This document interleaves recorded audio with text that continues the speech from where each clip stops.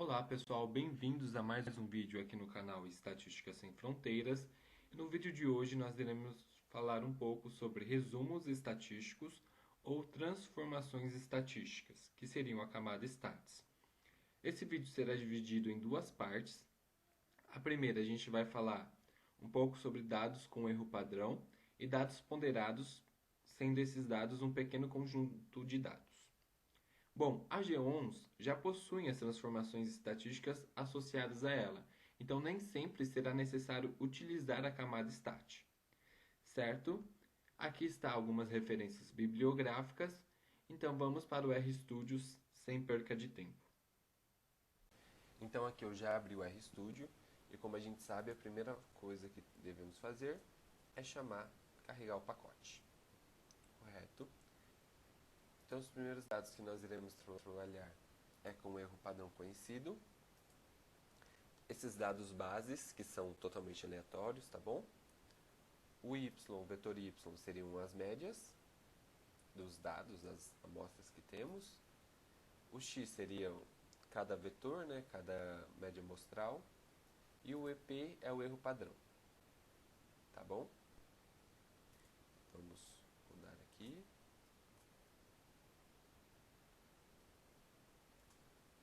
Bom, a nossa base do ggplot, que vai ser os dados, que são os dados,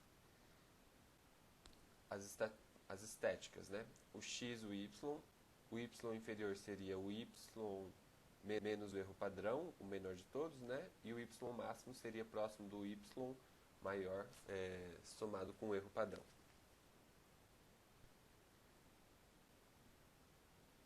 Então vamos fazer primeiro mostrando a medida de tendência central. No nosso caso seria a média, mas poderia ser a mediana também, por exemplo.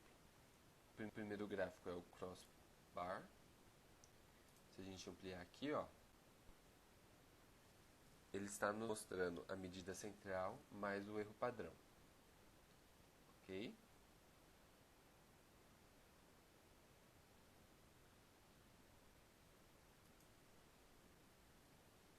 O point range, que é o mesmo gráfico, né, só que com a medida central tomada de ponto. O erro padrão também nos mostra o intervalo de confiança, né? Que poderia ser utilizado para obter o intervalo de confiança.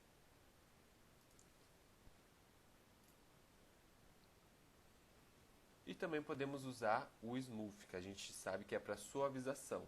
Nesse caso, ó, a gente está explicitando a stat, que é um padrão, e ele é utilizado para quando temos casos contínuos, tá? Nesse caso é discreto, mas poderemos usar só para vocês verem o gráfico como ficaria.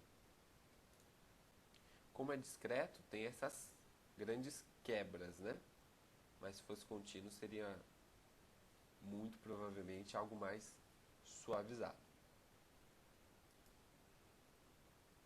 Ok, agora também temos as opções sem mostrar a medida central.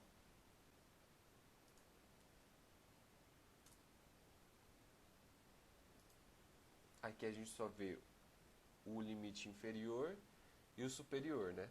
Não vemos a média no nosso exemplo, mas se fosse a mediana não veríamos a medida de tendência central. Ok? Apenas o limite inferior e superior. O linear range,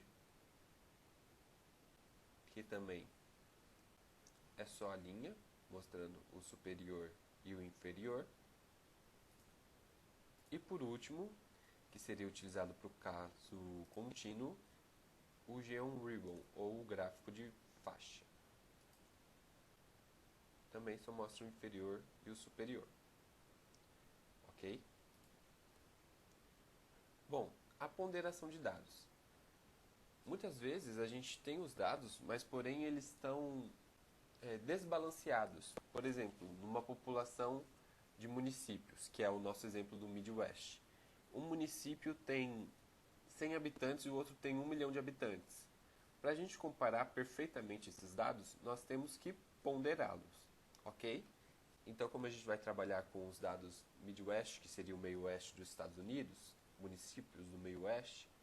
Eu vou mostrar os names, alguns.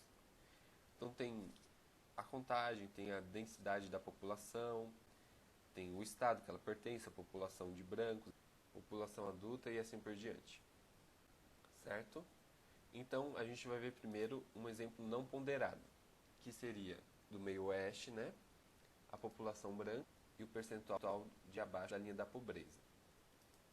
O gráfico de John Point. Então o que a gente vai perceber? Que não tem ponderação. Que se o tamanho dessa população for 1 e o tamanho dessa população for 10.000, as duas são representadas com o mesmo tamanho. Certo?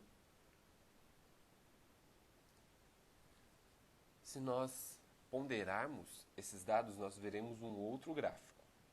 Para nós ponderarmos, é só no gráfico de pontos a gente pôr size. E a gente está dividindo nossa população total por 1 milhão. Correto? Esse scale size a gente vai ver mais para frente, mas é só para acrescentar uma legenda específica aos dados, tá? Esses breaks é quais quebras, vamos dizer assim, eu quero para minha legenda, ok? Vamos ver. Vou ampliar aqui. Agora a gente vê dados ponderados. Quando temos um círculo bem pequeno, nós sabemos que é uma população pequena. E círculos grandes representam grandes populações. Um gráfico ponderado nos informa melhor a situação que nós temos. Certo? Um outro exemplo de um dado não ponderado seria no histograma. Utilizando o histograma. Agora apenas com a porcentagem de população abaixo da linha da pobreza. Nós vemos aqui a contagem de municípios e o percentual da população abaixo da linha da pobreza. Certo? Lembrando que como eu coloquei beam width de 1, a minha amplitude é 1. Ok?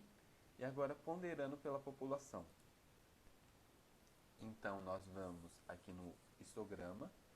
Como no histograma não é o tamanho, né, do círculo como é no outro, e sim a largura, nós vamos aqui em weight e colocamos pela população total. E a nossa amplitude continua sendo 1. Na verdade, esse weight também pode ser traduzido como peso, que seria a nossa ponderação. O que vamos ponderar, né, pela população. E isso são os títulos de Y e de X. Então vamos lá. Nós vemos que um município que tem 15% abaixo da linha da pobreza representam aproximadamente 1.800.000 pessoas que estão nessa situação. Ok? Aqui a gente consegue enxergar o número real e não apenas a quantidade de municípios, que às vezes não nos informam quantas pessoas vivem abaixo da linha da pobreza. Ok? Então é isso, pessoal. Eu espero que vocês tenham gostado do vídeo e aprendido um pouco mais conosco. Peço que vocês curtem, comentem e compartilhem o vídeo para ajudar o projeto.